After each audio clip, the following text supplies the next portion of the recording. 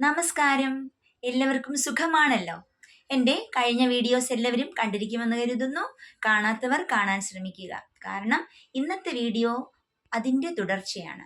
ഇന്ന് നമ്മൾ നോക്കാൻ പോകുന്ന ബൈബിൾ ഭാഗം ന്യായാധിപന്മാരുടെ പുസ്തകം 9-ാം അധ്യായം 34 മുതൽ 57 വരെയുള്ള വാക്യങ്ങളാണ്. അപ്പോൾ നമുക്ക് ക്ലാസ്സിലേക്ക് കടക്കാം. ഒന്നാമത്തെ ചോദ്യം: അബിമേലെക്കും സൈന്യവും ശെഖേമിനെതിരായി എത്ര ഗണങ്ങളായാണ് പതിയിരുന്നത്? ഉത്തരം 4 ഗണങ്ങളായി. അത് 9-ാം അധ്യായം 34-ാം വാക്യത്തിലാണുള്ളത്.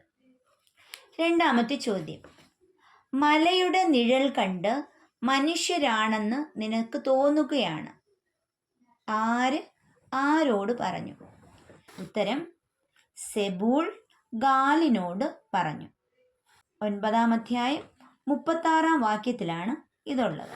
മൂന്നാമത്തെ ചോദ്യം: ശെഖേം നിവാസികളുടെ നേതാവായി അബിമേലെക്കിനോട് പോരാടിയതാര്? ഉത്തരം ഗാൽ. അത് 9-ാം അധ്യായം 37-ാം വാക്യത്തിലാണുള്ളത്. നാലാമത്തെ ചോദ്യം: ഗാലിനെയും അവൻ്റെ ബന്ധുക്കളെയും ശെഖേമിൽ താമസിക്കാൻ സമ്മതിക്കാതെ അവിടെ നിന്ന് തുരത്തിയതാര്? ഉത്തരം സെബൂൾ. അത് 9-ാം അധ്യായം 41-ാം വാക്യത്തിലാണുള്ളത്. അഞ്ചാമത്തെ ചോദ്യം: അബിമേലെക്ക് ശെഖേം പട്ടണത്തിനെതിരെ യുദ്ധം ചെയ്ത് കീഴടക്കി അവിടെ പാർത്തിരുന്നവരെ കൊന്ന് പട്ടണം ഇടിച്ചു നിരത്തി അവിടെ എന്താണ് വിതറിയത്?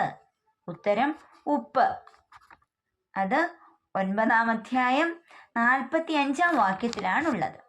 ആറാമത്തെ ചോദ്യം: ശെഖേമിലെ ഗോപുര നിവാസികൾ ഏത് ക്ഷേത്രത്തിൻ്റെ കോട്ടയിലാണ് കടന്നത്?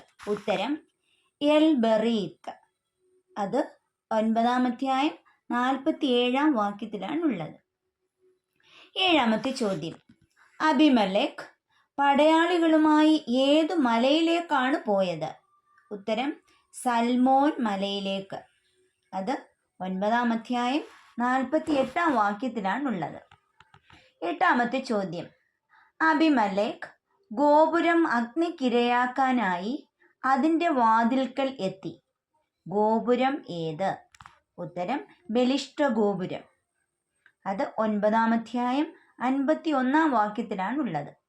ഒൻപതാമത്തെ ചോദ്യം: എന്തെറിഞ്ഞാണ് ഒരുവൾ അബിമേലെക്കിൻ്റെ തലയോട് ഉടച്ചത്?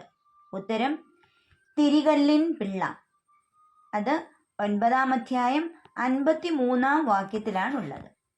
പത്താമത്തെ ചോദ്യം: ജെറുബ്ബാലിൻ്റെ പുത്രനായ യോഥാമിൻ്റെ ശാപം ആരുടെ മേലാണ് പതിച്ചത്?